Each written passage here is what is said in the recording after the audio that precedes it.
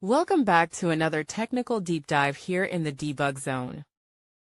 Today we're tackling a big question and breaking it down with insights from other users. Hopefully this clears up some misconceptions and helps you get the answer you need. So buckle up, stay a little curious, and let's jump right in.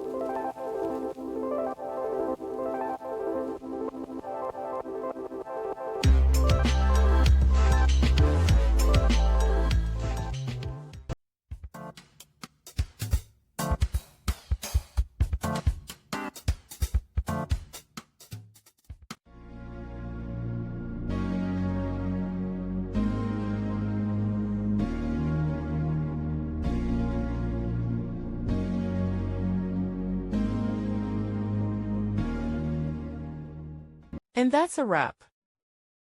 I hope you found the answer you were looking for. If you did, take a second to hit that subscribe button. It really helps out. And let me know in the comments which solution worked best for you. See you next time in the debug zone.